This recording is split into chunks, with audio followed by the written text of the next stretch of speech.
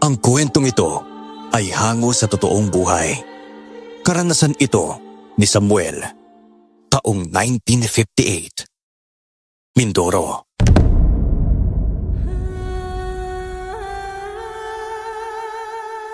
Noong mga panahong ito, binata pa lang ako at naninirahan kasama ang aking ina. Isa sa pinagkakakitaan ko noon ay ang pagmimina, kasama si Tio Ernesto at ang anak niyang si Wilma.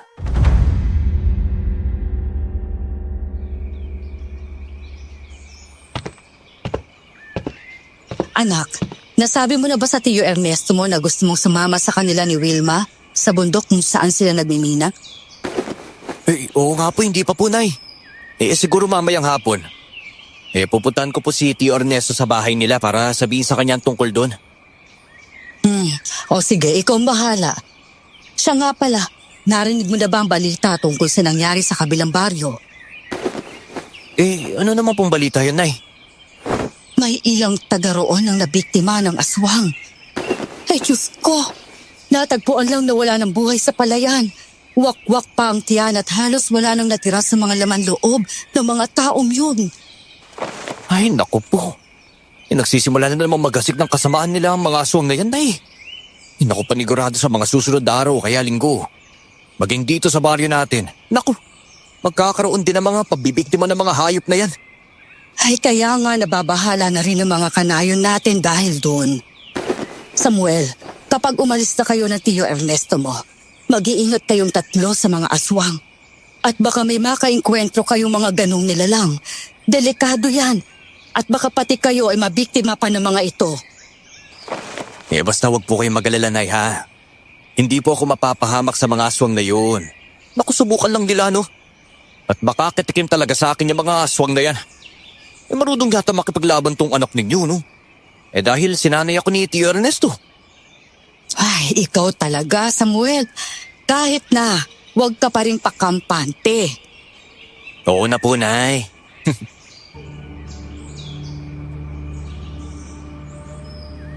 Hindi na umimik noon si Nanay. Kinahapunan, nagpaalam ako sa kanya na pupunta ako sa bahay ni Tio Ernesto para kausapin ito sa balak kong sumunod sa kanilang pagmimina. Hinayaan ako ni Nanay at pinagsabihan na huwag magpapagabi nang uwi, kaya tumangulang ako sa kanya.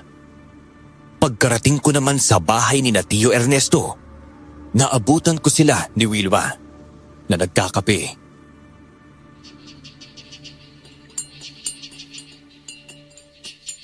Oh, Samuel! Ay mabuti naman at napadalaw ka rito sa bahay namin.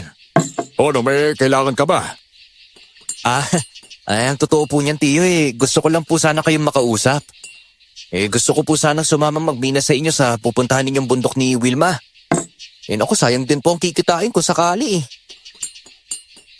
Kung gusto mo talagang sumama, di sige. Alis tayo. 4 araw mula ngayon, ha? Papupuntahin ko na lang din si Wilma sa bahay ninyo sa araw na yon. Sige po, Tio Ernesto. Naku, maraming salamat po, ha. Isa nga po pala, Tio. Totoo po ba na nananalasa na naman ng mga aswang sa kanayunan? Sabi kasi ni Nanay sa akin may natagpo ang bangkay sa kabilang baryo, At aswang daw ang nambibiktima. Naku, Samuel, huwag ka nang magtataka pa sa mga bagay na yan. May mga aswang sa mga nayon dito sa atin. Kaya naman hindi na imposible na bumalik ulit sila para manalasa. Malay natin, may mga tribo na pala mga aswang na naninirahan sa isa sa mga baryo rito.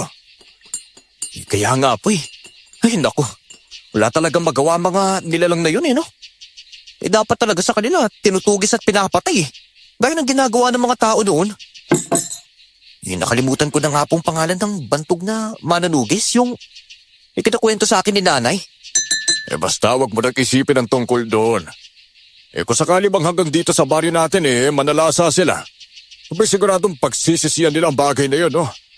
At hindi papayag yung mga taong nandito sa atin na manalasa mga nilalang na yun, no? Abay lalo na ako. Haharapin ko sila at papatin kapag nagkataon. Naku, ako rin po. Subukan lang talaga nila. O di ba? May kakayahan naman tayo makipaglaban kaya hindi dapat tayo matakot sa mga nilalang na yon.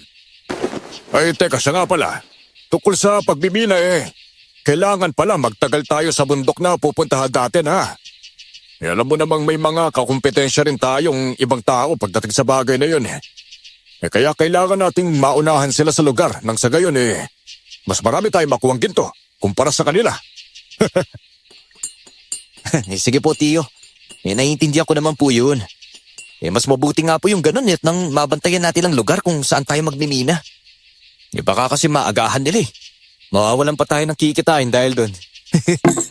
Yun nga din ang iniisip ko siya basta ha. Uunahan natin sila roon. Sige po. Naku, maraming salamat po, Tiyo ha. Mauna na po ako sa inyo.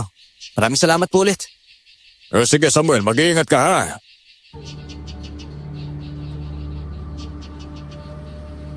Nang mga sumunod na araw, mas naging maugong pa noon ang bali-balita tungkol sa pananalasa ng mga aswang. Nagdalawang isip naman si nanay na payagan akong sumama kay Tio Ernesto dahil doon. Kinausap ko naman siya tungkol sa bagay na iyon. At dahil sa pagbibilit ko sa kanya, wala na ring nagawa ang aking ina kung hindi ang hayaan ako. Nang dumating nga ang araw na iyon, nagpunta si Wilma sa bahay namin. Gaya ng sabi ni Tio Ernesto sa akin. Uy, Kuya Samuel! Ako mabuti naman at naubutan kita dito sa labas ng bahay ninyo. Uy, Wilma! Pinupunta ka ba rito ni Tio Ernesto? Oo, Kuya. Pinapasabi lang po ni tatay na mamayang alas 5 na tayo aalis. Papunta dun sa bundok kung saan tayo magbimina. Malayo-layo pa po yun kaya kailangan natin manatili roon ng 1 linggo. O kaya naman higit pa. Para naman makarami tayo ng mamiminang ginto, no? Ayos lang naman po siguro sa inyo yun, no? Tsaka kay Tia Kana. Ay, naku naman no. Nakausap ko na si nanay tungkol doon. Okay, sige Wilma. Sabihin mo kay Tio Ernesto na paghahandaan ko na ang pag-alis natin ha.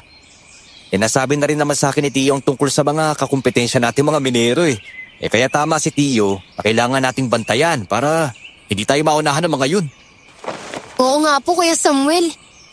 Yun din yung sinabi ni tatay sa akin Naku, paniguradong marami rin sila dun. Kaya siguradong wala na tayong makukuhang ginturon kapag naunahan nila tayo. Kaya nga, mananatili tayo roon ng mga ilang araw at gabi para hindi tayo masalisihan ng mga kakumpetensya natin, Kuya. Tama nga yun. Mas mabuti nga yun, Wilma. Sige na po, Kuya Samuel. Pumunta na lang po kayo sa bahay namin mamaya, ha? Hihintayin ka po namin ni tatay. Sige, Wilma. Naku, swerte talaga ni Tio Ernesto sa'yo. Dahil masipag ka rin maghanap buhay. Oo naman, Kuya. Lalo na't kailangan Siya, alis na po ako. Kita na lang po tayo mamayang hapon, Kuya Samuel. Okay, sige. Mag-ingat ka. Opo.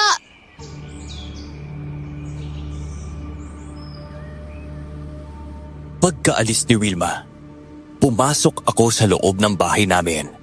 Inihanda ko na ang mga gamit na dadalhin ko noon para sa aming pag-alis. Naidlip lang din ako at nang magising ako mga bandang alas 4 ng hapon, nagpasya na akong kumain. Saktong natapos na ako sa pagkain nang dumating si nanay.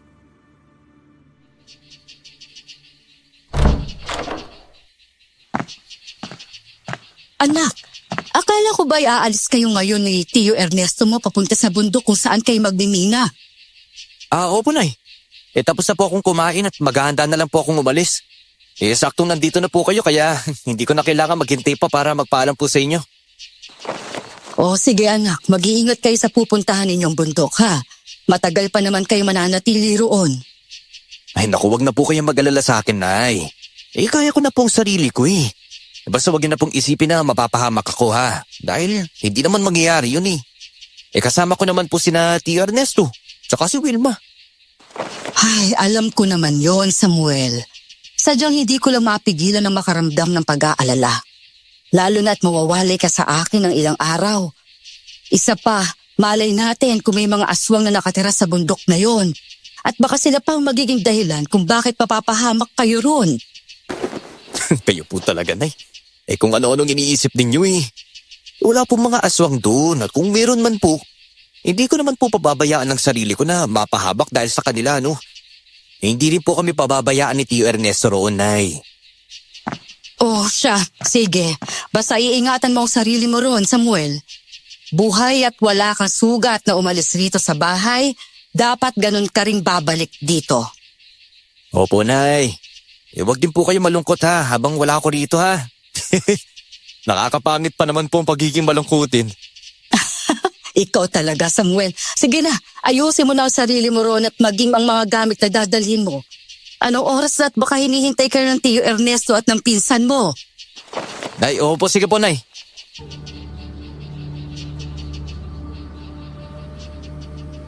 Nagpaalam na ako noon kay Nanay at umalis sa bahay namin. Dumiretso na ako sa bahay ni na Tio Ernesto. Malayo pa lang ako sa kubo nila. Natanaw ko na sina Wilma na palabas doon. Nang makita nila akong dalawa, kinawayan ako ng pinsan ko. Dahil doon, binilisan ko ang paglakad hanggang sa makalapit na ako sa kanila.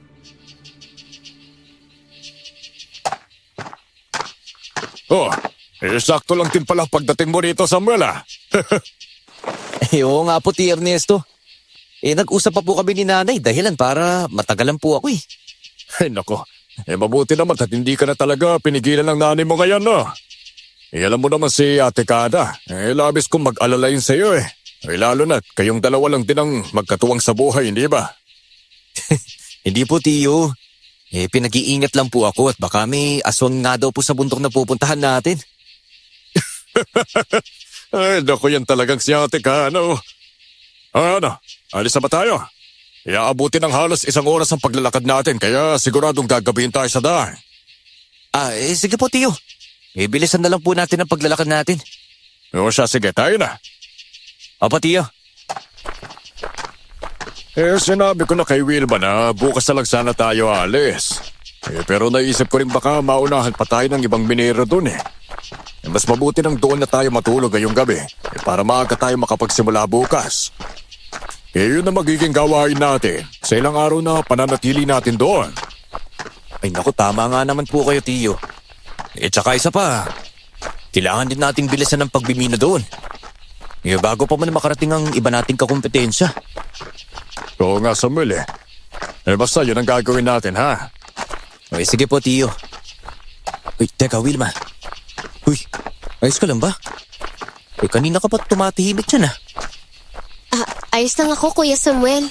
May iniisip lang ako eh. Tungkol doon sa sinabi mo kanina. Yung tungkol ba sa aswang? Oo, Kuya eh. Hindi rin kasi malabo yung iniisip ni Tia Kani. Paano kung tama nga na may aswang nga ron? Ako, Wilma. Huwag mo nang isipin ang tungkol doon. Binibigyan mo lang naman ng takot at pangambay sa sarili mo eh. Oo nga, tama si Samuel, Wilma. May aswang man doon o wala. Basta maging handa na lang tayo sa mga posibleng mangyari. Habang nananatili tayo roon. Kaya nga rin may mga dala akong itak eh. Para naman kahit papano may armas tayo panlaban sakaling mapahamak tayo roon. Lalo na sa mga mababangis na hayop o kaya mga aswang na yan.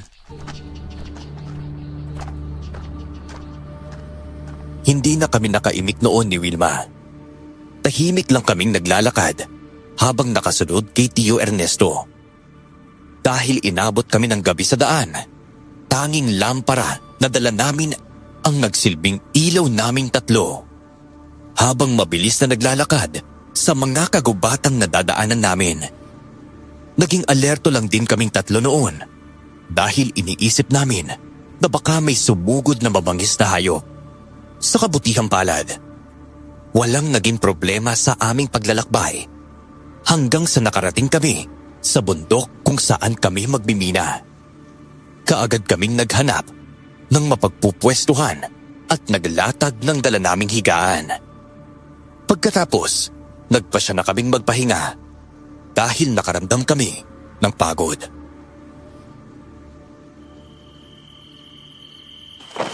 Uy, Samuel, Wilma. Mauna na kayong umidlip, ha? Magmamatsyag lang ako ng ilang sandali at susunod na rin ako sa inyo matulog. Bakit po? May problema po ba, Tiyo? Mukhang hindi po yata kayo mapakali dyan. Wala naman, Samuel.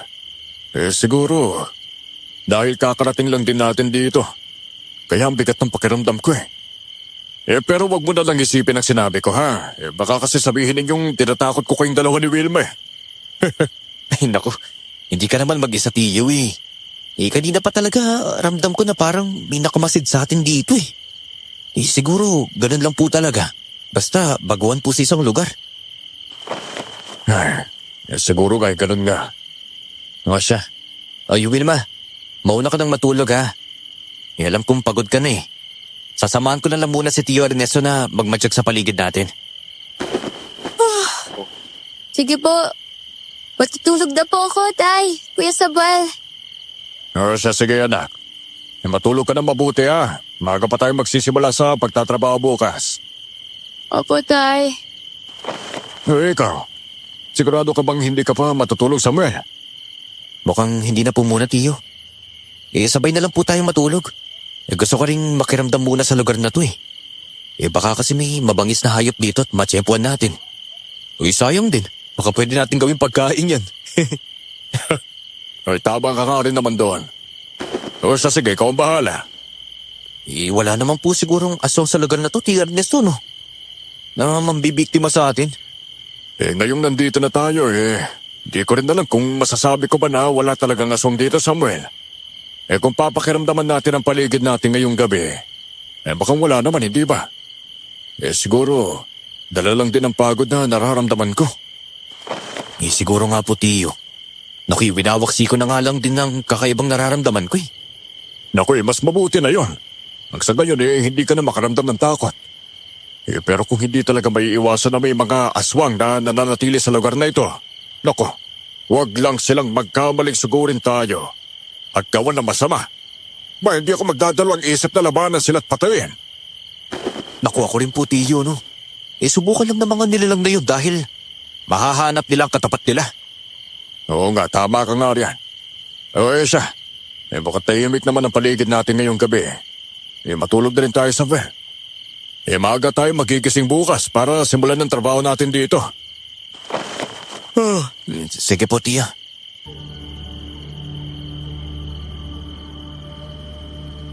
Mahimbing ang tulog naming tatlo noon dahil sa pagod na naramdaman namin. Kinaumagahan, maaga kaming nagising ni na Tio at Wilma. Gaya ng napag-usapan namin, kaagad naming sinimulan ang pagmimina roon. Hindi naman kami nabigo dahil may mga ilang ginto rin kaming nakuha sa unang araw namin doon. Ganoon na lang ang tuwa namin dahil wala pang ibang minero ang nagagawi roon. Dahilan para masolo talaga namin ang lugar.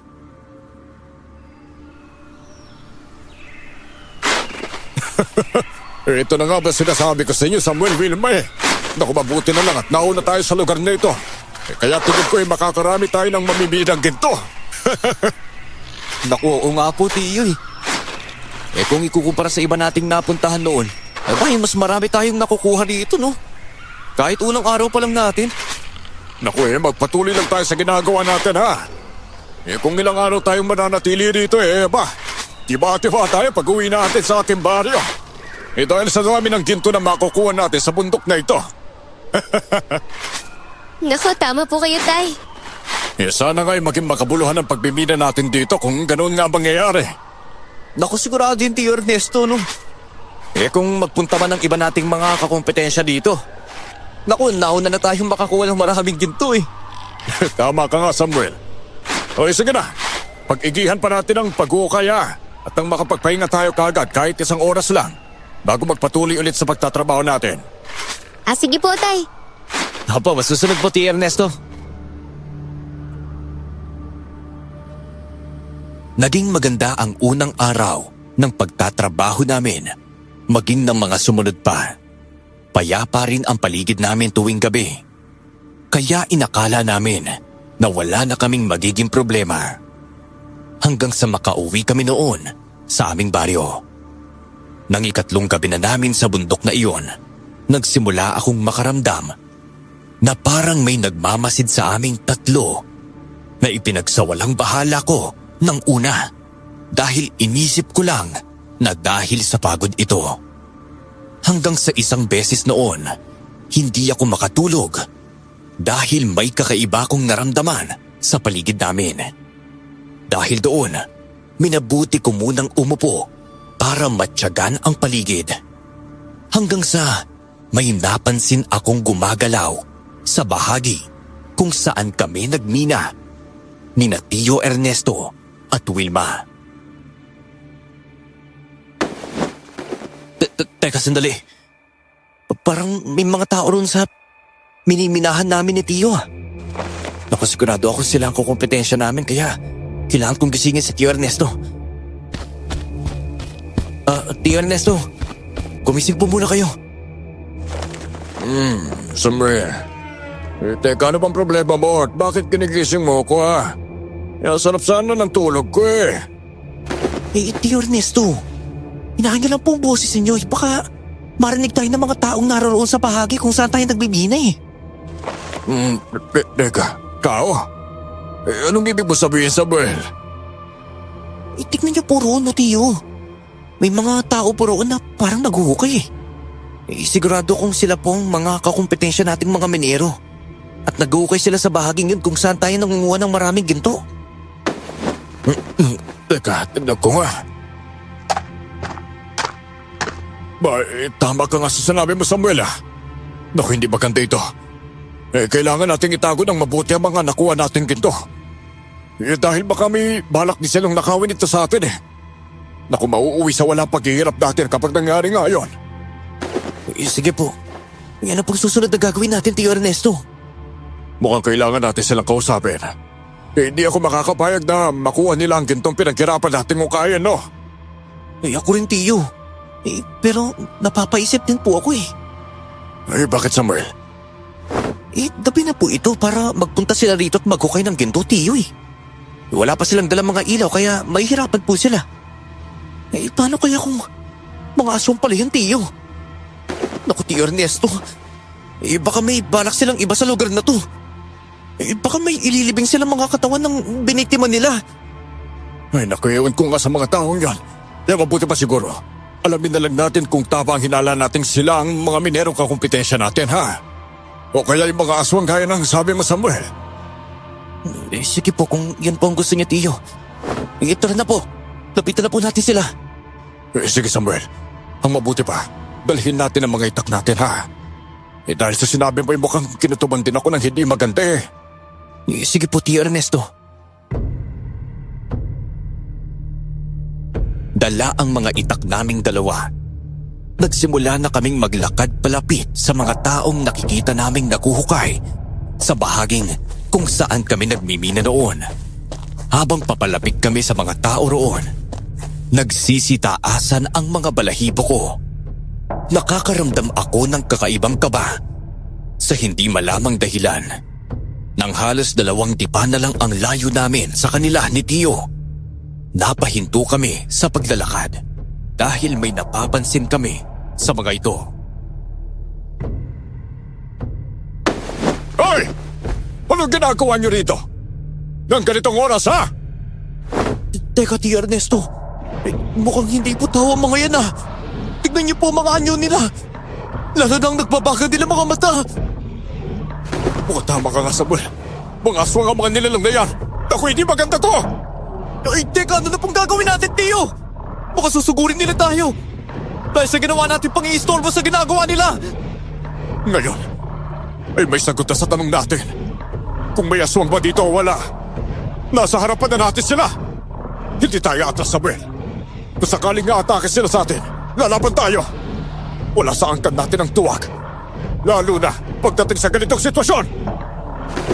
Opo, Tio. Handa po ko makipaglaban sa kanila kung kinakailangan. Mabuti naman kung gano'n. Maganda ka lang, Samuel, ha? At kapag nagsimula na sila sumugot, salubungin natin sila at makipagpuno sa kanila ng patayan, ha? Sige po, Tio. Umanda kayo! Hindi man namin alam kung ginto ba talaga ang pakay ninyo rito o may iba pa. Pero hindi namin kaya mabiktima kami! Huwag kayong mag-alala, Ernesto, Samuel. Hindi naman namin kayo sasaktan kung hahayaan lang ninyo kami mag-ukay rito. Huwag kayo mangingialam at hindi rin namin kayo pakikialaman. Teka, paano kilala niyo kami ni Tio Ernesto? Oo nga! Sino ba kayo ha? At ano ba talagang pakay ninyo sa lugar na ito? Hindi na mahalaga kung sino kami. Hindi namin pwede sabihin sa iyo kung anong pakay namin dito at bakit nag-uukay kami ng ganitong oras. Kung ayaw ninyong masaktan, umalis na lang kayo rito at bumalik sa mga pwesto ninyo. Wala kaming balak sa inyo dahil hindi kayo ang ibinunta namin dito. Eh nakakapagtaka lang naman kasi kung bakit kilala nyo kami ni Samuel. Eh hindi namin kayo kilala eh. At hindi kami pamilyar sa inyo. Yun ang inaakala mo. Kilala nyo kami pero hindi nyo alam na ganitong uri kami ng mga nilalang. Sige na Ernesto, bumalik na kayo at magpahinga. Hayaan na ninyo kami rito nang sa gayon makuha namin ang kung anong pakay namin dito. Kung susunod kayo sa sinasabi ko, walang magiging problema sa pagitan nating lahat. Ano ba hindi namin gagawin kung ano sinasabi ninyo? Maaari kaming manganib sa mga nilalang na tulad ninyo. Kaya hindi namin nahayaan na umabot pa roon ang aming sitwasyon kapag hinayaan namin kayo ngayong gabi. Hindi ko akalaing ganyan kapalakatapang, Ernesto. Hindi na namin kayo pinakikialaman sa mga gintong nakuha ninyo dahil hindi yun ang gusto naming makuha sa bundok dito. Kung ako sa inyo, huwag na kayong magmatigas pa dahil hindi rin kami magdadalawang isip na patayin kayo sakaling kalabanin ninyo kami. Wala akong pakialam kung lalabanan ninyo kami. Dahil handa rin kaming gawin ang bagay na yon. Samuel, ihanda mo sarili mo. At sigurado susugurin nila tayo. Opo, Tio! Nasa ganoong sitwasyon kami nang dumating si Wilma. May hawak din siyang itak at mabilis siyang lumapit sa amin. Napailing na lang kami ni Tio dahil nagising pala siya. Pero wala na rin kaming nagawa pa. Dahil handa rin makipaglaban sa mga aswang ang pinsan ko. Nagsiangilan nga noon ang mga nilalang. At walang ano-ano, mabilis silang sumugod sa amin. Gaya ng sabi ni Tio Ernesto, sinalubong namin sila at nagsimulang makipaglaban sa kanila. Wilma! Ikaw na sa isang aswang na yon! At kami nang bahala ni Samuel sa apat pa! Opo, Tay! Akin na po yung dalawa. At sa inyo na po yung dalawang iba pa, Tio Ernesto. Sige Samuel, mas mabuti pa nga kung ganoon. Huwag kayong magdadalawang isip na patayin sila! Kung hindi natin sila mapapatay, tayo mandedehado at baka tayo magawa nilang paslangin! Opo! Gagawin ko po ang sinabi ninyo, Tio. Pumunta kayo sa akin! Kapag nahuli ko kayong dalawa, patagain ko ang buong katawan ninyo hanggang sa mawalan kayo ng buhay! Huwag nating hayaang mangyari yun, mga kasama. Sila ang dapat nating patayin dahil hindi sila mapakiusapan.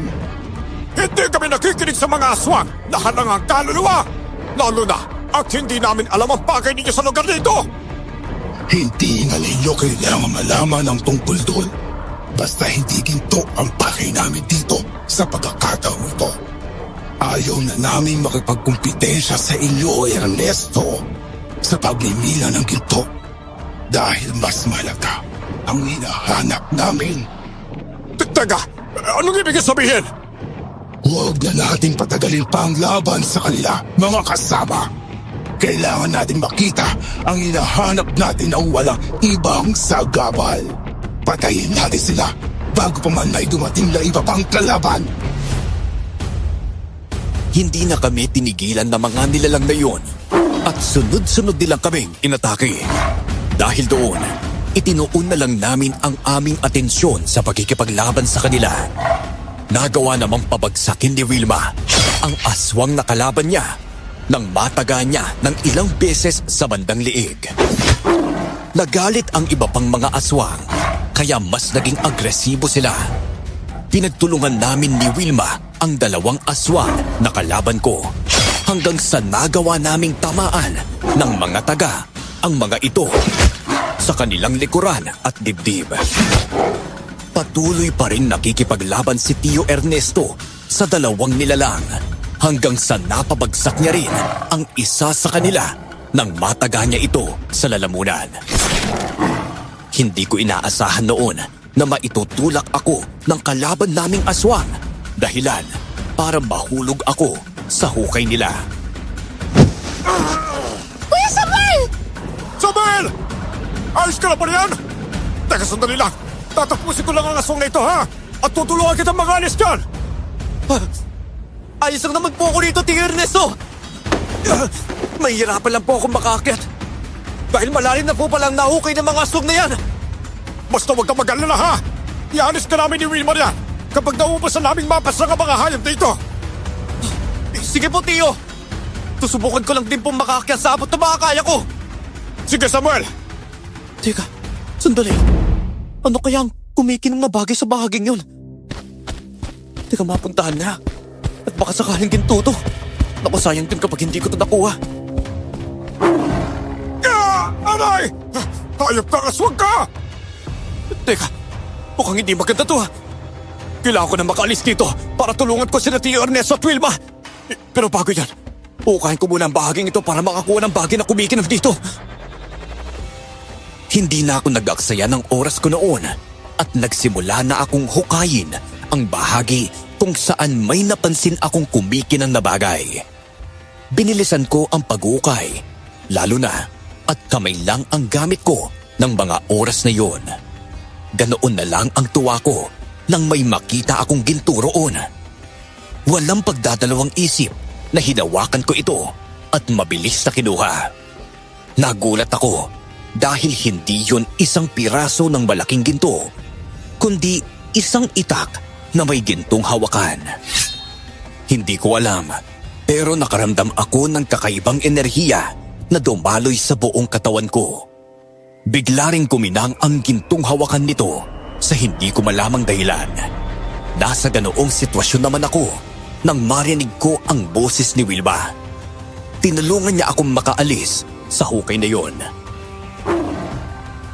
Sandali lang, Kuya Samuel. Bakit dalawa na yung itak mo? At ang isa ay ginto pang hawakan. Nakuha ko lang ang itak na to doon sa hukay kung saan ako nahulog, Wilma. Akala ko nga ginto eh. Dahil napansin ko kumikinang pero nagulat ako pagkuha ko. Isang itak pala to. Paano naman po napunta ang itak na yan doon, Kuya Samuel? Hindi ko nga rin alam, Wilma. Teka, si Tio Ernesto. Mukhang hindi pa rin siya tapos na makipaglaban sa mga aswang. Oo nga pala. Naku, mabuti nga tinagaw ni tatay ang atensyon ng mga aswang na nakalaban ko kanina. Kaya nagawa po kitang tulungan ngayon. Naku, maraming salamat kung gano'n ha. Tara na, tulungan na natin ang Tio Ernesto para matapos na ang laban sa mga aswang na ito. Sige po, Kuya Samuel. Tara na! Hoy, mga aswang! Samuel! Ako mabuti naman at nagawa kang mayo na si Wilma sa ukay na yun. Oo nga po, Tio eh. Tutulungan na po namin kayo magkapaglaban sa dalawang yan. Sige, Samuel! Hindi! Saan mo nakuha ang itak na yan?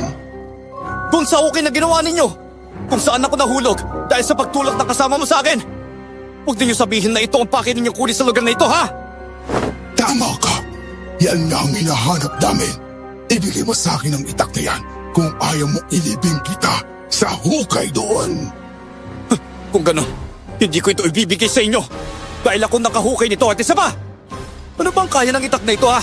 At bakit gusto nito makuha? Parang wala namang espesyal sa bagay nito eh. Bukod sa ginto niyang hawakan.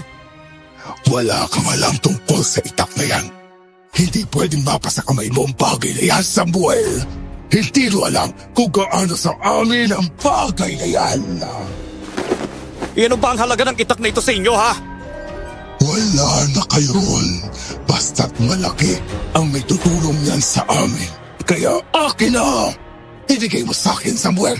Gagawin namin ang lahat kapalit ng bagay na yan. Kung gusto ninyo, papalitan na lang namin ng maraming ginto. Samuel, huwag na huwag mong susundin ang sinasabi niya, ha? Hindi mapagkakatiwalaan ng mga aswang na yan. Baka imbis na palitan niya ng maraming ginto yan eh. Patayin ka agad tayo kapag ibinigay mo sa kanya ang itak na yan. Kung labis ang halaga niya sa mga aswang na ito, ibig sabihin, kakaiba nga talaga ang bagay na yan. Mukhang tama nga po kayo, Tio Ernesto. Malakas ang kutob kong may tinatago ang mga aswang nito tungkol dito eh. Nagalit ang aswang dahil ayaw kong ibigay sa kanya ang itak na gusto nila makuha. Sinugod ko na lang sila gamit ito at napansin ko ang takot sa kanilang mga mata. Hindi ko alam, pero nakaramdam ako ng tuwa dahil doon. Nakipaglaban sa akin ang dalawang aswang hanggang sa nagawa kong sugatan sa bandang dibdib ang isa sa kanila. Nagulat pa ako dahil biglang umusok ang bahagi kung saan siya nasugatan. Dahilan para hindi siya matigil sa kanyang pag-ungol na animoy labis ang sakit na naidulot ng itak sa kanya. Walang hiya ka, Samuel! Hindi ko mapapatawad ang ginawa mong ito sa akin! Teka, bakit ganyan ang nangyari sa sugat mo? Umuusok siya at labis na nabubulok. Palalampasin kita ngayon, Samuel. Pero babalikan kita at babawin kong itak na yan sa'yo. Hindi kita titigilan hanggat hindi ko nakukuha ang bagay na yan mula sa iyo. Humanda ka sa susunod nating pagkikita. Tio Ernesto, ano na pong gagawin natin ngayon? Hayaan na po ba natin sila makatakas? Hindi, Samuel. Habulin natin sila at patayin! Kung hahayaan natin sila makatakas ngayon, baka balikan ka nila kapag kumaling ang aswang na nagawa mo sugatan ng itak na yan. Pero kapag pinatay natin sila ngayon, wala ka ng pangangambahan pa sa susunod. May punto po ang sinabi ni Tatay, Kuya Samuel. Kapag nakatakas pa sila ngayon sa atin, hindi lang ikaw ang manganganib, kundi madadamay pati si Tia Kana. Nagbanta na sa iyo ang aswang na yun, di ba? Kaya hindi na malabong gawin niya to sa atin. Aba, yun ang hindi ko hayaang mangyari, no? Hindi pwedeng madamay si nanay. Dahil lang sa itak na ito. Hindi ko naman alam kung bakit napakahalaga para sa mga nilalang na yun ito eh. Sige Tio, sundan po natin sila. Hindi na po natin sila bubuhayin pa. Sige, Samuel. Tara na! Hanapin natin ang mga aswang ngayon. Hanggang sa ngayon, nagtataka pa rin ako kung bakit nila tayo kilala.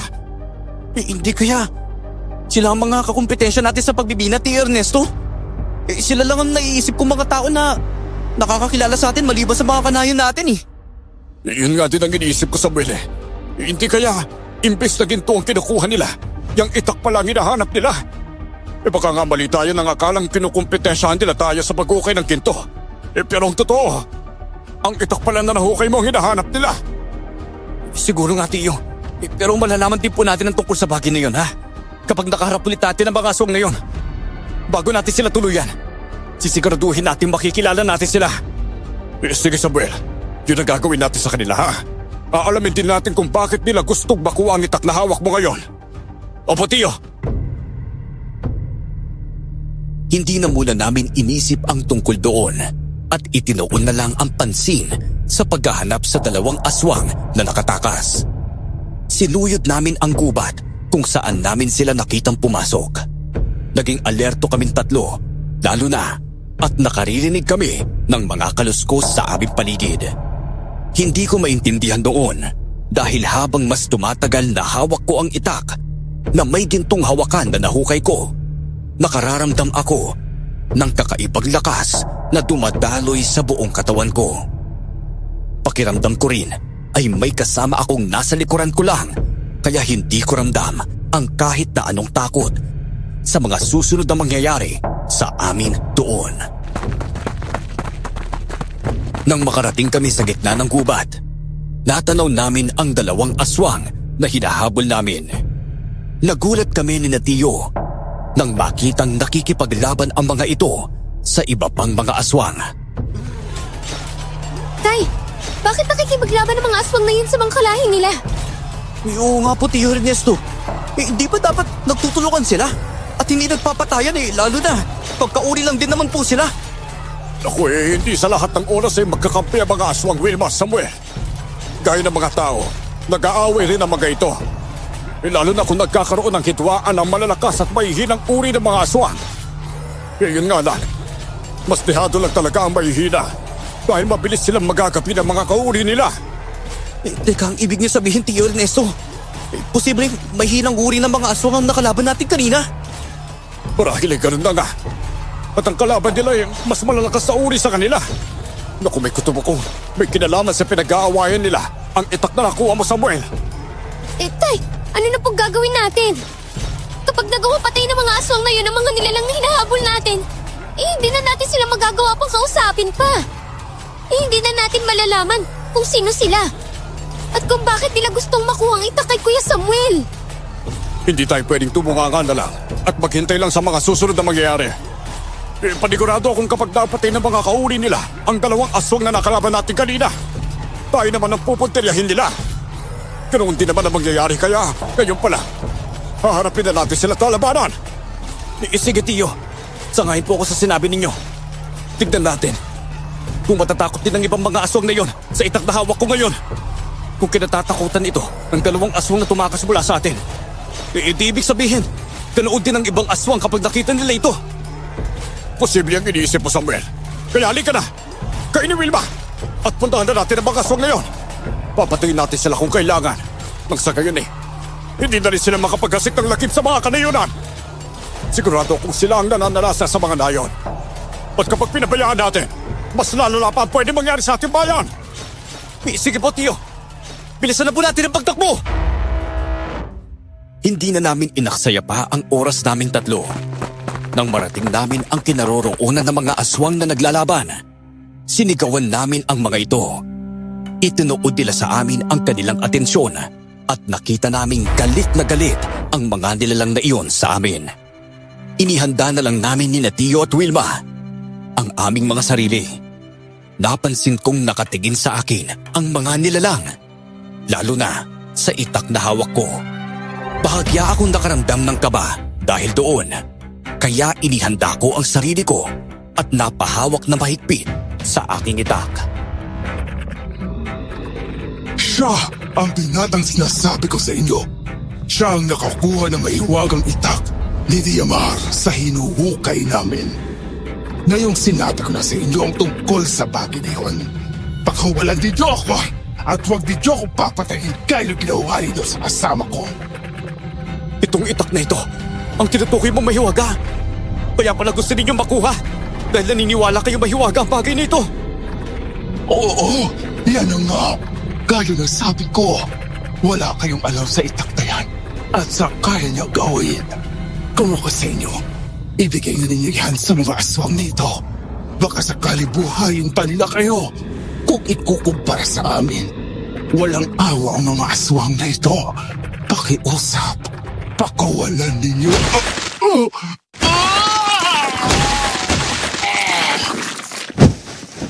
Hindi! Pinagutas siya ng ulo ng kauri niya! Samuel! Wilma! Mukhang tama ang mga aswang na yan sa sinabi niyang walang awa ang mga nilalang na ito! Oo nga po, Tay. Mukhang tama rin po ang sinabi ninyo kanina sa amin ni Kuya Samuel. Marahil, inapapabilang sa mas malakas na uri ang mga aswang na ito kumpara sa mga aswang na nakalaban natin kanina. Kung ganoon, kailangan natin mas maging maingat sa kanila, ha? Maganda kayong dalawa. Hindi rin ako pwedeng magkamali sa iniisip kong pinudo ang mga aswang na ito. Marahil, may mga kasamahan pa ang mga ito na papunta rito at sila ang ibang kalaban na tinutukoy ng mga aswang na yon.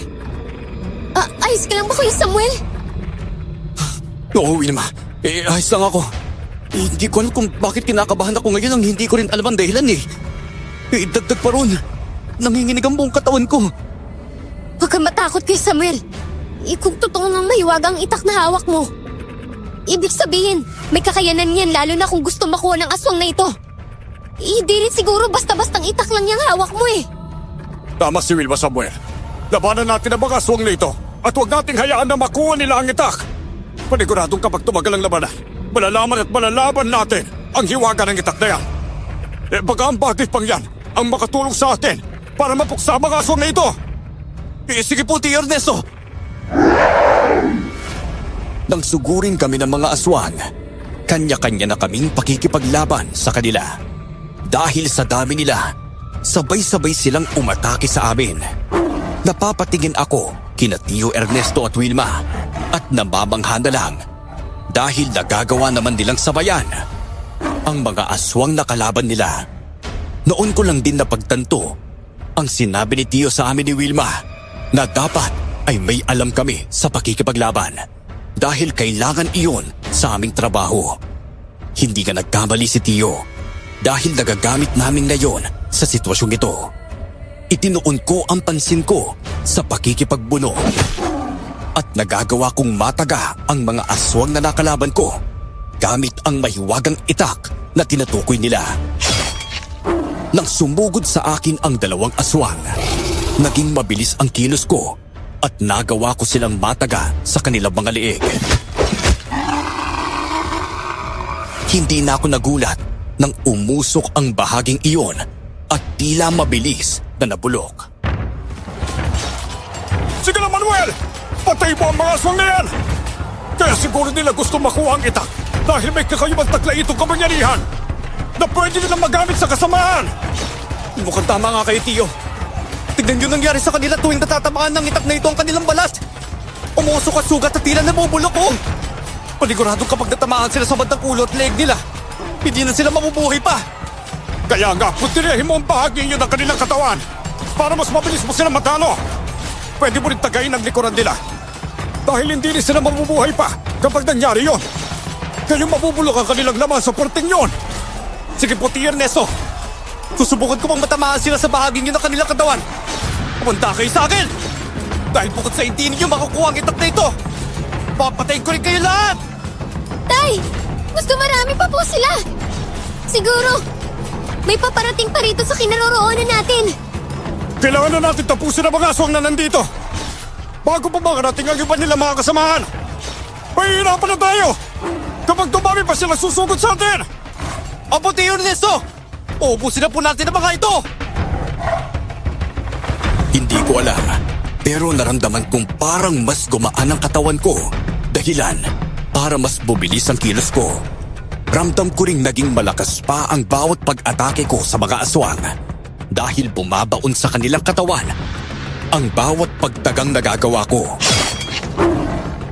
Bawat aswang na natatamaan ko ng pagtaga gamit ng itak, napapahiyaw ng malakas, nabubuwal at halos hindi na rin makagalaw. Hindi ko sila tinitigilan hanggang sa nakuha kong mapatumba ng mabilisan ang 5 aswang na kalaban ko. Napatingin ako sa iba pang aswang at nakita ko ang takot sa mga mata nila dahil sa nakikita nilang nangyayari sa kanilang mga kasamahan. Samuel, mukhang nagdadalawang isip na ang mga aswang na sumugod sa iyo. Takot na sila marahil dahil sa pag-ibayo ng lakas at liksi mo dahil sa mahiwagang itak na sinasabi nila. Tama si Tatay Kuya Samuel. Nakakamanghalang din po na mas nagiging mabilis ang kilos ninyo kumpara kanina. Nang dumating ang mga aswang na iyon, hindi na ako nag-alangan pang sugurin sila.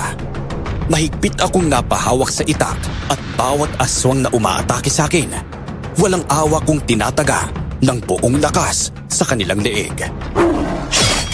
Nagtaka ako kung bakit hindi man lang ako nakaramdam ng pagod noon, kaya napapangisi na rin ako habang kinakabahan ang mga nilalang. Naririnig kong napapahiyaw ang mga aswang na kalaban ni Tio Ernesto at Wilma sa tuwing nagagawa nilang paslangin ang mga ito. Marahil, hindi inaasahan ng mga aswang na kaya naming makipaglaban at mapatay ang kanilang mga lahi, dahilan para bahagya silang napaatras. Hindi na muna sila sumugod sa amin, kaya inakala rin namin noon na natatakot lang talaga sila.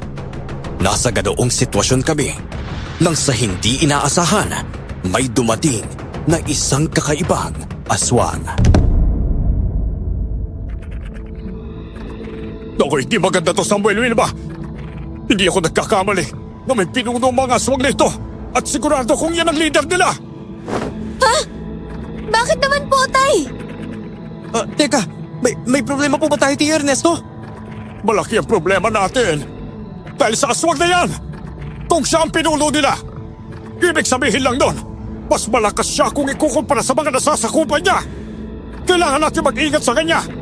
At baka siya pa ang makapaslak sa ating tatlo. Paano niyo naman po nasabi yan, Tio Ernesto? Hindi ko naman hayang mapatingin tayo, Tio, eh. Ano ka ba? Alam kong hindi basta-basta ang aswang na yan. Dahil isa siyang agaras!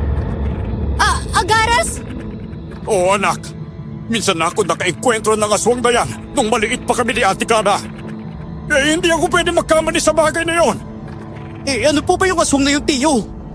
Mukhang may tuturing nga na malakas sila base sa tawag sa kanila eh. Kakaiba ang aswang na yan, Samuel. Malalakas na uri sila na pumapatay hindi lamang ng mga tao, kundi maging ng mga kalahing aswang nila tapos mababa sa kanila. At maging mga ikanto. Masasabing mabagsik ang isang agaras dahil makakaya nitong gawing mahina at walang kalaban-laban ng kanyang mga kaaway sa pamamagitan ng kanyang laway. Kapag nagawa ka nitong kagatin, Sunod-sunod akong napalunok ng laway ko dahil sa mga sinabi ni Tio Ernesto. Napatingin din ako noon kay Wilma na halatang may takot na rin sa kanyang muka. Sinulyapan ko ng tingin ang agaras na tinutukoy ni Tio Ernesto na noon ay nakatitig lang din sa amin. Pinagmasdan ko siya ng mabuti at kakaiba nga siya kumpara sa mga nasasakupan niyang mga aswang. May makisig siyang pangangatawan at may maitim na balat. Nagbabaga rin ang kanyang mga mata at nakalabas ang matutulis niyang mga ngipin. Maging ang buhok nito ay kulay puti at hindi may pagkakailang siya talaga ang namumuno sa mga aswang na iyon. Nakahanda lang kaming tatlo noon dahil alam naming ilang sandali lang. Kapag sumenyas na ang agaras na pinuno ng mga aswang, siguradong magsisimula na ulit kaming makipaglaban. Sa wakas, natagpuan din namin ang mahiwagang itak ni Tiamar. Pinata, walang masasaktan sa inyo kapag binigay mo sa akin ang hawak mong itak na yan. Pangako, makakauwi kayo ng ligtas sa baryo kung saan man kayo naggaling at hindi kami mananalasa roon. hindi mo makukuha sa akin ang itak nito. Ang mas mabuti pa, patayin kita! Kesa mapa sa kamay mo ang mahiwagang itak na ito na sinasabi ninyo! Teka, ibig sabihin, kayo nga ang nagkahasik ng kasamaan sa mga kanayunan! Eh, bakit nyo ginawa yun, ha? At ano ba talaga ang kahalagaan ng itak na ito sa inyong mga aswang, ha? Oo, kami nga may kagagawan ng pampipiktima sa mga kanayunan. Aswang kami, kaya natural lang sa amin ang pumatay ng mga tao at gagawin silang pagkain. Ang tungkol sa itak, mas mabuti na rin siguro hindi ninyo malaman kung ano ang kaya nitong gawin, kung sino ang nagmamay-ari nito at saan talaga ito nagmula. Kung hindi mo sasabihin sa amin, mas hindi mo makukuha ang itak na ito! Matapang kang binata ka! Kung hindi mo ibibigay sa akin ang kusa ang bagay na yan, kukunin ko na lang! Sanay ako makipaglaban, kaya hindi problema sa akin yon. At isa pa, marami kami at tatlo lang kayo. Kaya madali lang sa amin na patayin kayo! Kung inaakala mong papayag kami na mangyari yun, pwes, nagkakamali ka! Marami man kayo, pero hindi kami natatakot sa inyo! Kaya namin kayong ubusin patayin! Paglakas naman ang loob mong sabihin yun ah! Binigyan ko kayo ng pagkakataon para iligtas sa mga sarili ninyo, pero nagmatigas kayo! Dahil doon, hindi na ako magdadalawang isip. Nagtapusin kayong tatlo! Kaya-kaya naming lumaban sa'yo. Kahit gaano pa kayo karami. Hindi ninyo hahabulin ang mahiwagang itak na sinasabi ninyo kung hindi kayo nababahalang magiging banta ito sa inyo, hindi ba? Pues, kung ayaw niyo talagang ibigay, simulan na natin ang laban! Tingnan natin kung makakaligtas pa kayo sa mga nasasakupan kong mga aswang. Sinayang lang ninyo ang buhay ninyo para sa isang bagay na wala rin kayong kaalam-alam. Tama ka. Kaya nga alamin namin kung ano nga pa ang hiwaga ng baki nito at pinag-aagawan ng mga nilalang na katulad ninyo. Alam kong higit pa sa kakayahan ng itak na itong habol ninyo. Sige na! Simulan na natin makipagpuno! At nang malaman kung sino ang natitirang matibay! O sige! ibibigay ko sa inyo ang labanan na hinihingi ninyo. Mga kasama, sugurin ang tatlong yan! Siguraduhin ninyong papatay ninyo ang mga yan. At wala kayong ititira. Lalong-lalo na ang binatang may hawak ng mahiwagang itak ni Tiamar! Nang magsimulang sumugod ang mga alagad ng agaras sa amin, sinalubong namin sila. Itinuon ko ang buong pansin ko sa pakikipaglaban sa mga aswang na umaatake sa akin. Napasigaw ako noong maramdaman kong tila may tumutusok sa kanang kamay kong nakahawak sa itak. Hindi ko mapigilan ng sarili ko at parang may sariling buhay ang mga kamay ko na walang tigil doon sa pagtaga sa bawat aswang na nakakasalubong ko. Nanlaki ang mga mata ko nang makita kong parang may mga sangang gumagapang mula sa aking kamay hanggang sa braso. Kahit na ganoon, patuloy pa rin ako sa pakikipaglaban.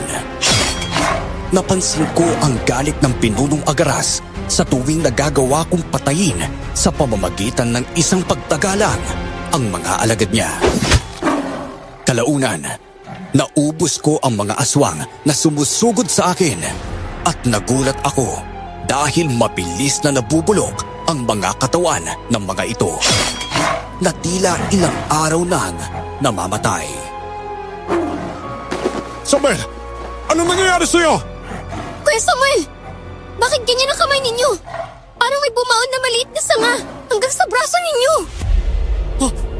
Hindi ko rin alam kung bakit nangyari ito sa akin. Bigla ko na lang naramdaman na tila may tumutusok sa kamay hanggang sa braso ko. Naku, nagulat na lang din ako nang makita nga ito eh. Nakakapagtaka din kung bakit ganyan ang nangyayari sa mga aswang na nagawang sugatan ng itak na yan. Marahil kaya natatakot ang mga aswang na masugatan sila gamit ang itak na yan, Kuya Samuel. Dahil alam nila kung ano ang mangyayari sa kanila. Mukhang tama nga si Wilma, Samuel. Pag hindi ko lang maintindihan ngayon, kung bakit ganyan ang nangyayari sa iyo. Yan ay dahil hindi siya ang pinili na mahiwagang itak na yan. Bilang bagong nagmamay-ari sa kanya, sabihin na natin, siya ang magiging susunod na manunugis ng mga aswang. At iba pang elemento, matapos ang ilang dekada nang huli itong nagkaroon ng tagapangalaga. Anong ibig mo sabihin, gaswag ka? Kung sana ibinigay ninyo sa akin yan, hindi na sana kayo naguguluhan pa ngayon. Sana ako na lang ang bagong nagmamay-ari niyan. Hindi ko rin po alam kung bakit nangyari ito sa akin, Tio Ernesto. Wilma, pagkaramdam ko, kasama ako sa labanang ito eh. At hindi na ako natatakot sa mga nilalang na to. Wala rin akong pakialam kung marami pa silang darating. Dahil may kung anong nagsasabi sa akin na mauubos ko silang patayin sa pagtulog ng itak na hawak ko. Mabuti kayo, Samuel. Mas madidiskubre mo pa ang kayang gawin ng itak na yan. Kaya nagsabi ko sa iyo, kung mahiwaga nga ang bagay na yan, ibig sabihin, kayang matalo ng taong may hawak ng itak na yan ang mga aswang na ito. Tay! Tignan niyo po roon, no? May mga aswang pa pong paparating. Hindi na yata nauubos sa mga aswang na to eh. Kahit pa napas lang na natin ang iba sa kanila. Kaya nga, mas kailangan din natin pinasan ang pagpasla sa mga aswang na ito. Kayo na pong bahala sa mga aswang na ito, Tio Ernesto. Wilma, ako nang bahala sa mga paparating pa. Teka, sigurado ka ba, Samuel? Baka mapahamak ka sa mga nilalang na yun eh. Lalo na't mas marami sila. Opo, Tio, sigurado po ako na makakaya ko po silang lahat. Huwag po kayo mag-alala sa akin. Sige, ikaw ang bahala ha. Nagtaka kami noon dahil sa sinabi ng pinuno ng mga aswang. Makalipas ang halos 2 minutong namutawi ang katahimikan sa pagitan naming lahat. Binasag na ito ng agaras. Nanatili lang kaming alerto noon ni Tio at Wilma. Lalo na at naghihintay na lang ng senyales mula sa pinunong aswang ang mga natitira pa nitong alagad. Kung sana ay hindi ninyo pinakialaman ng mga aswang na gustong kumuha ng itak na yan. Kanina pa sana namin nakuha yan sa kanila. Kayong napas lang na sila. Ang mga alagad ko. Ibig sabihin, ikaw palang nag-utos sa patayin ng mga aswang na yun. Siguradong hindi mo nasasakupan ang mga nilalang na yon. Kaya ganoon ka ng kadali para sa'yo na iutos ang kamatayan nila. Paano ko sila magiging katribo kung dati silang mahihinang tao na naging aswang lang dahil sa hawa sa kanila? Nakakatawa talaga ang mga aswang na yon dahil hindi nila sinabi sa inyo kung sino sila at ano ang nangyari sa kanila. Ano pong ibig ninyo sabihin? May alam kayo tungkol sa mga aswang na yon? Ang mas mabuti pa, sabihin ninyo sa amin. Hindi na namin sila nagawa makausap pa tungkol doon dahil pinatay na sila ng mga alagad mo. Kaya nga nagsabi ko, tao sila na naging aswang. Ibig sabihin, nahawahan lang sila kaya mahihina silang nilalang. Kaya nila gustong makuha ang itak at kung saan minahan sila naghahanap dahil gusto nilang maging malakas. Nalaman nilang malaki ang may tutulong sa kanila ng mahiwagang itak na pagbabay-ari ng isang engkantong mandirigma na ipinagkatiwala sa isang manunugis na aswang na naging bantog ng kapanahonan niya. Teka, ibig sabihin, tama ang hinala namin. Sila ang mga itinuturing namin kakumpetensya na nakakilala sa amin. Kaya alam nila ang pangalan namin ni Samuel. Tama rin kami na hindi pa na ginto ang hinahanap nila. Dahil ang itak na tinutukoy mo, ang gusto nilang makuha. Marahil ay ganoon nga. Sinusubaybayan na namin sila simula noong mahawahan sila ng mga alagad ko. Dahil napagpat sila sa aming dayon, inakala namin mapagkakatiwalaan sila kapag ginagawa namin silang kalahi namin. Pero, traitor lang din pala sila dahil mas gusto nilang patayin kami. Lalo na ako, gamit ang maywagang itak. Ngayon, alam ko na kung bakit gusto nilang mapasa kamay nila ang itak na hawak ni Samuel. Yung pala sanang magiging proteksyon nila sa inyo. Tama nga kayo. Nang mabalitaan nilang dito nakabaon ang mahiwagang itak, nagpasya silang pumunta rito para hukayin niyon. Ang liit nga ng mundo. At pagkakataon na rin mismo ang nagpalapit sa inyo dahil na-tiyempong nandito rin kayo para magbina. Hindi ko rin akalain na kayo pa ang makakakuha ng itak. Eh sana, nang unang gabi pa lang na narito kayo, pinatay na namin kayo! Hayop ka! Kaya pala kakaibang nararamdaman namin ng gabing yun! Minamatyagan pala ninyo kami! Hindi ko alam kung anong hiwaga ang bumabalot sa itak na ito. Pero dahil alam ko na rin kahit papano ang epekto nito sa mga aswang na tulad ninyo, sisiguraduhin kong hindi mo ito makakuha sa akin! Handa akong patayin kayo! Makuha lang ang itak na yan! Kapag napasa kamay ko yan, alam kong hindi na magaganib ang lahi namin. Mas magiging malakas pa ako dahil walang sino mga aswang ang mangangahas na kumalaban sa akin kapag nangyayari nga ang bagay na yon. Ba't hindi ko papayagang manghari sa mga kalayunan ang ganit na aswang na tulad mo? Papatayin kita bago pa man mangyari ang kung ano mang binabalak ninyo! Dito! Bayla! Sumugod na tayo sa kanila! Sinugod din na Tio at Wilma ang mga aswang na alagad ng Agaras. Pinuntirya ko naman ang pinuno ng mga aswang. Pero nagawa akong harangan ng mga alagad niya. Napakuyom ako ng palad ko dahil sa galit at inis, lalo na. At naririnig kong napapahalakhak ang pinunong Agaras. Hindi ko rin alam kung bakit may kung anong nag-uudyok sa akin na paslangin ang mga aswang, lalo na ang kanilang pinuno. Tipong may malakas na enerhiyang kumakawala sa mahiwagang itak na hawak ko. Dahil mas bumabaon pa ito sa braso ko. Sa pagkakataong yun, hindi ko naramdam ang sakit ng pagbaon nito. Bago mo ako magawang patayin, dadaan ka muna sa mga alagad ko. Alam nila kung paano poprotektahan ang pinuno nila. Humanda ka lang talaga sa akin, ayop ka! Tatapusin ko mga alagad mo at isusunod kita sa kanila! Hindi ka makakatakas pa sa gabing ito nang sa gayon ay matigil na rin ang pambibiktima ninyo sa mga kadayunan! May mga napaslang na kayo, kaya hindi ko nahahayaan na madagdagan pa ang mga napapatay ninyo habang nababuhay pa kayo! Yon ay kung makakaya mo, binata. Hindi ibig sabihin ay malakas ka na dahil ikaw ang may hawak ng mahiwagang itak ng engkantong mandirigma na si Diamar na ibinigay niya sa bantog na manunugi sa sitandang Tiago. Mahina ka kumpara sa matandang yon, kaya hindi mo ko matatalo. Kung yun ang iniisip mo, pues, magkakamali ka! Wala kang alam! Kung sino ang binatang may hawak ng mahiwagang itak na sinasabi mo!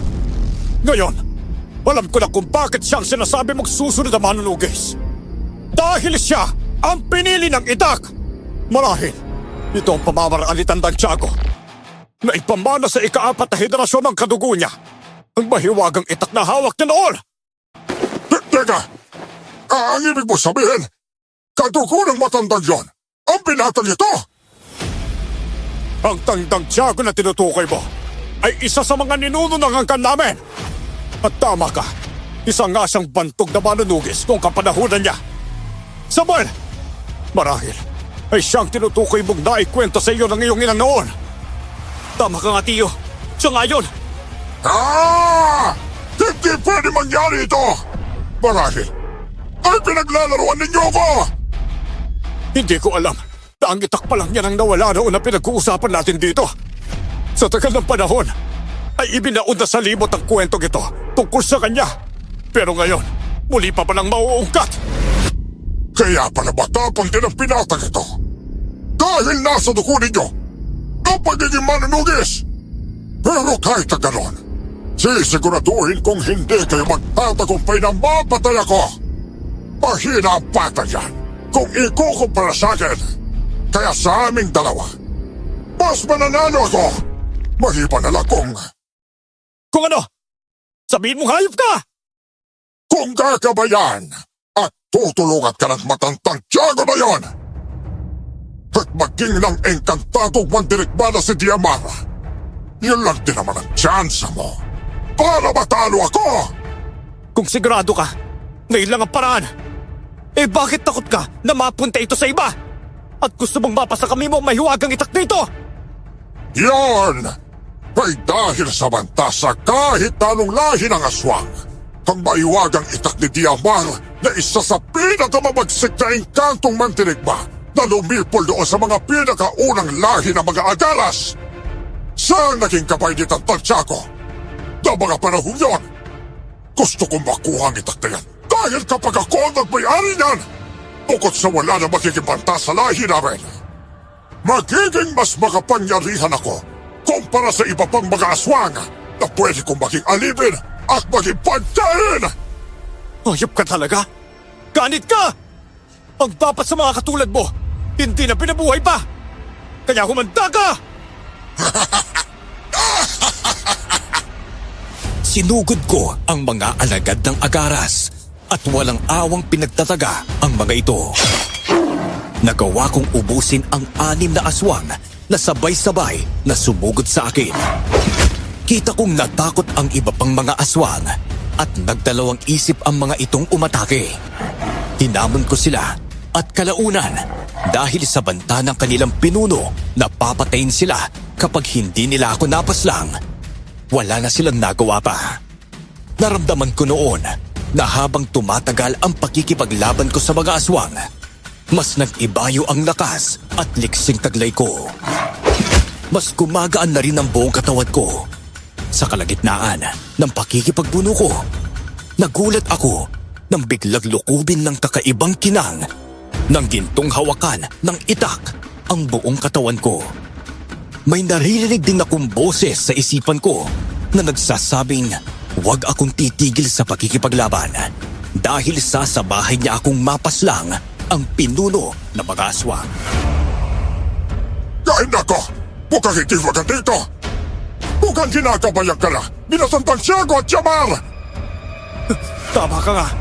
At hindi ako titigil na makipaglaban hanggang sa magawa ko maubos ang lahi ninyo! Kuya Samuel! Mukhang siya na lang at ang 4 ng alagad ang natitira ngayon dito!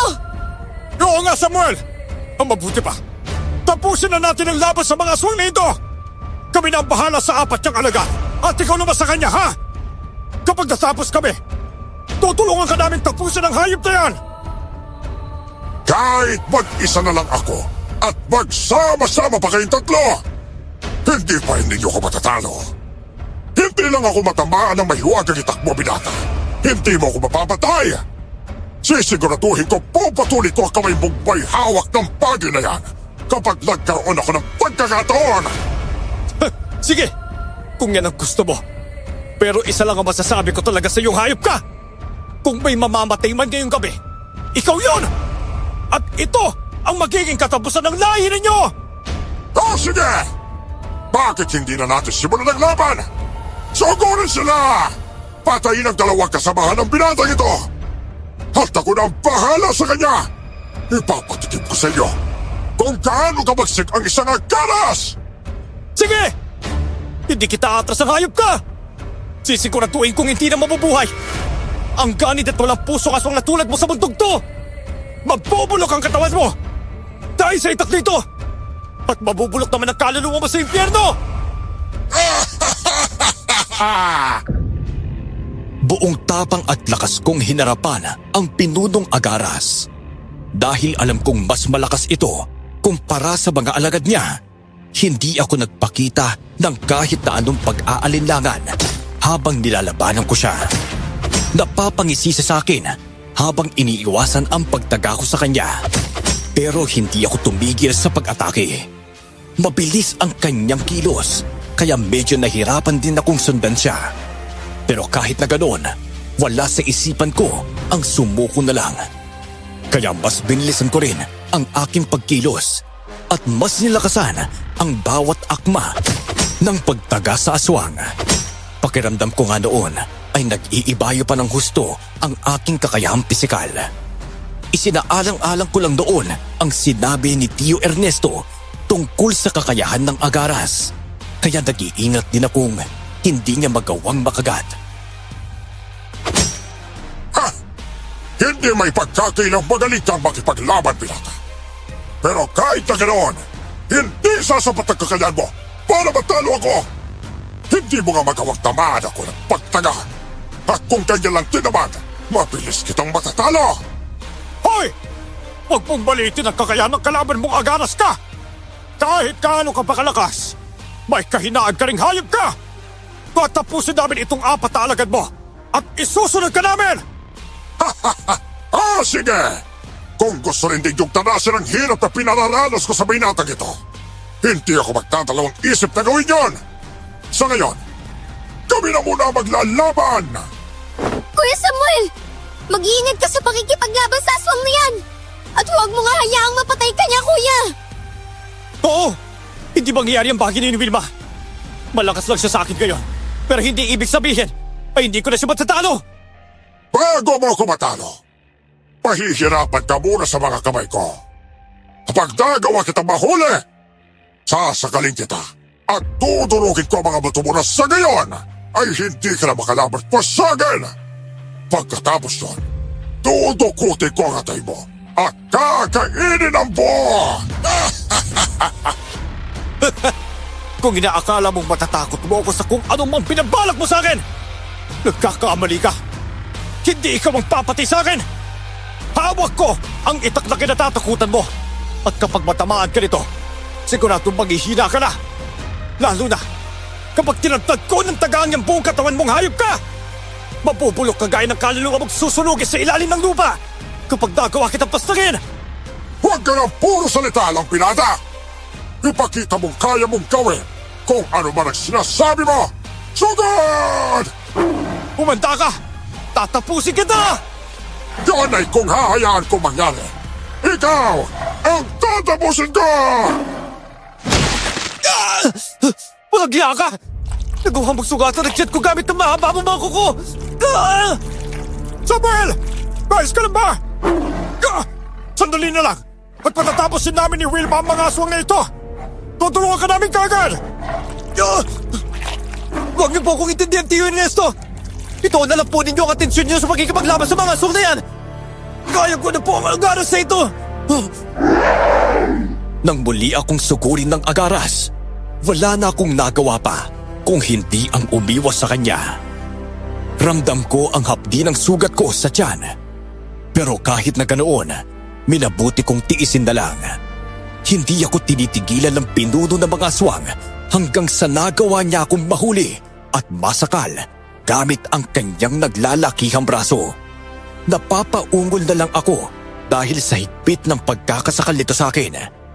Halos mawalan na rin ako ng mali noon. Pero ganoon na lang ang gulat ko nang marinig kong napaungol ang aswang. Naramdaman kong babagsak ang katawan ko sa lupa.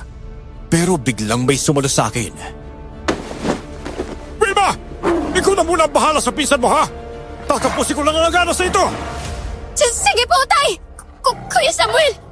Huwag po kayo mamamatay! Uuwi pa po tayo sa baryo kapag natapos natin ang laban natin sa mga aswang na to! Pakiusap po! Hindi ako mamamatay, Wilma. Huwag kang mag-alala. Kapag nakabawi ako ng lakas ko kahit ilang minuto lang na pahinga, makikipaglaban ulit ako sa aswang na yun. Hindi ko hayaan na mag-isa lang kayo ni Tio Ernesto na makipagbuno sa kanila. Hindi mo nakakayanin, Kuya Samuel! Hiyaan niyo na lang po kami ni Tatay na siyang tumapos sa laban ng agaras na yun! Hindi pwede, Wilma. Ayokong papahamak si Tio Ernesto. Ah! Aray kong ayop ka! Kapag ako nakawala sa pagkakasakal mo, papatayin kita ng tuluyan! Tay! Bitawan mo ang ama ko! Ibibigay namin sa inyo ang itak kung yun talaga ang gusto mo! Basta pangawalan mo lang kami at hayaan mo kami makauwi sa baryo namin! Kung kanina pa sana ninyo naisip ang bagay na yon, hindi na kayo magtumpas sa ganitong sitwasyon! Ibigyan na muna ninyo sa akin ang mahiwagang itak bago pa kawalan ng taong ito! Wilma! Hindi ko ibibigay ang itak dito! Kapag ginawa natin yun, maghahari ang agaras na yan! Magpapatingin tayo kapag nadalasayan kasama ang tribong bubuuin ulit niya! Hindi! Ito na lang po ang paraan para makaligtas tayo, Kuya Samuel! Hindi! Hindi! Hindi ko gagawin ang bagay na gusto mo! Tatapusin ko ang laban! Kahit ano mangyari sa akin! Alam kong kaya ko dahil hindi ako nag-iisa, Wilma! Pero Kuya! Alam kong hindi lang ito ang kaya ng itak na hawak ko! Alam kong hindi ito magiging mahiwaga ng walang dahilan! Kaya mo akong patanayin sa iyo sa kabila ng sitwasyon natin ngayon! May pag-asa pa rin manahig ang kabutihan sa kasamaan! Buong puso ako lalaban! Sinubukan kong tumayo noon para harapin ang agaras. Pero nanginginig ang buong katawan ko, lalo na ang tuhod ko. Naririnig kong tumatawa ang aswang, pero hindi ko pa rin isinusuko sa kanya ang itak na hawak ko. Nakikiusap naman noon si Wilma, lalo na't hindi tinitigilan ng aswang si Tio Ernesto. Napatingin ako sa aking tiyuhin at nakita kong napapailing ito. Hudyat na maging siya ay ayaw ring ibigay ang itak sa agaras. Nasa ganoong sitwasyon kami nang hindi kalayuan ay may napansin akong isang matandang lalaki na nakatayo. Nagliliwanag ito habang nakangiti sa akin. Hindi ko alam kung sino yun, pero nang biglang nawala ito sa paningin ko, pakiramdam ko ay nilukob ako ng kakaibang enerhiya. Kuya Samuel! Kumikinang ang hawakan ng itak na hawak mo! Oo, ano? Ako nang bahala rito, Wilma! Hoy!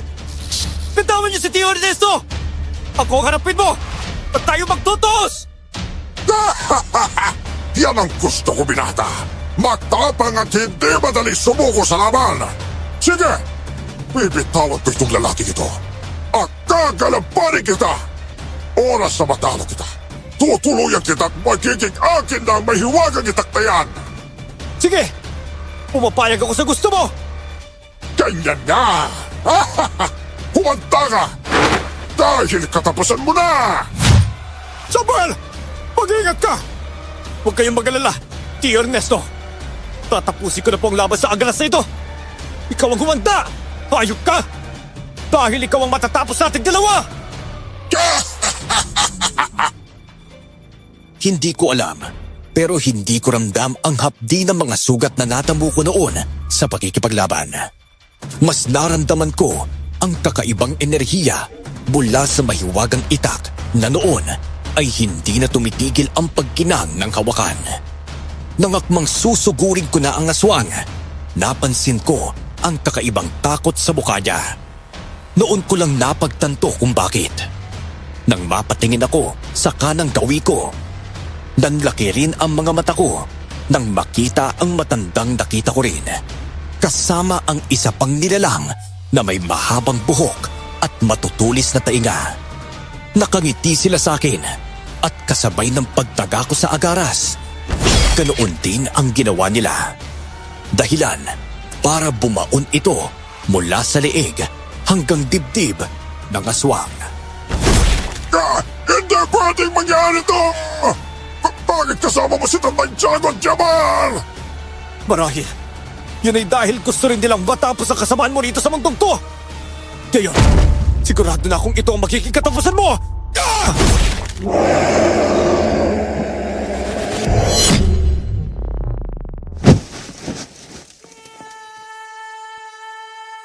Tio Samuel, Wilma, tapos na po ang laban. Tignan ninyo, at nakahiwalay na ang ulo ng agaras sa kanyang katawan. Mabubulok ng hayop na yan. Ah! Naku, hindi! Samuel! Wilma! Tulungan mo ang pinsan mo! Opo, Tay! Pinanghirahan na po ako, Tio. Gusto ko lang pong magpahinga matapos ang naging laban ko. Teka sandali! Bubuhatin kita ha, at babalik tayo kung saan tayo natulog ha! Doon ka magpapahinga hanggang sa makabawi ka ng lakas mo. Sige po, Tio. Ako na lang bahala sa katawan ng mga aswang nito ha. Bukas na bukas din uuwi na tayo. Wala na akong pakialam sa gintong makukuha pa natin dito. Basta, ang mahalaga ay makauwi na tayo ha. Magpapahinga ka roon. At nang sa ganun ay kumaling ang mga sugat na natamo mo. Kayo pong bahala, Tio Ernesto. Naku, maraming salamat, Samuel. Dahil nagawa mong patay ng aswang na yon.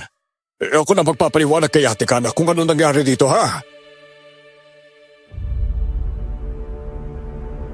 Yun ang huling narinig ko noon bago ako mawalan ng malay. Nagising na lang ako kinabukasan na nasa bahay na ako. Ramdam ko noon ang sakit ng buong katawan ko. Lalo na ang bandang tiyan kung saan nagawa akong sugatan ng aswang. Dahan-dahan akong bumangon at sakto namang dumating sina Tio Ernesto at Wilma. Hinayaan kami ni Nanay na mag-usap at pinaghanda na lang kami ng makakain sa kusina.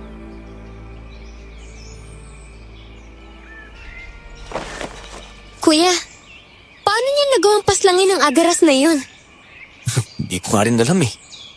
Pero bago ko nagawang pati ng aswang na yun, nakita kong labis na takot sa mga mata niya. Pero ano ba talaga ang nangyari, Samuel ha? Ang maywagang itak, Tio eh. Siya nga ang tumulong sa akin kung bakit napatay ko ang aswang na yun. Teka, anong ibig mo sabihin? Kasi ganito po. May matandang lalaki akong nakita eh. At isang kakaibang dilalang na may mahabang buhok at matutulis sa tenga. Sabi ng agaras bago siya mamatay, kasama ko si Tantang Tiago at Jamar. Kaya malakas ang kutob kong yun ang bantog na madalugis na tinutukoy nila. At maging ang engkantadong mandirigma na nagmamay-ari ng mahiwagang itak. Nakuya marahil ka doon nga, Samuel. Kung ako sa'yo, alagaan mo na maigi ang itak na nahukay mo ha. Bukod sa ninuno natin ang dating tagapangalaga yan malaki rin na may tutulong yan sa hinaharap, lalo na sa'yo. Isa pa, huwag ka na mag-alala ha. Sinabi ko na sa ina mo ang lahat ng nangyari. Naibigay ko na rin sa kanya ang pera na kinita natin sa mga gintong nakuha natin doon. Talaga po. Naku, maraming salamat po, Tio ha. Naisip kong gamitin ang itak na ito sa kabutihan. Gusto ko rin maging isang mananugis ng mga aswang. Naku, ikaw ang magdedesisyon ng landas na tatahakin mo, Samuel. Kung yan ang gusto mo, nandito lang ako na aalala at susuporta sa iyo ha. Hindi basta-basta ang naging karanasan natin sa bundok dahil sa mga aswang na yon.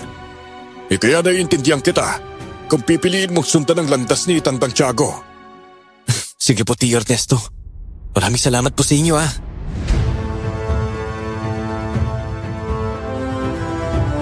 Hindi pa rin ako makapaniwala sa mga nangyari noon sa amin ni Tio at Wilma.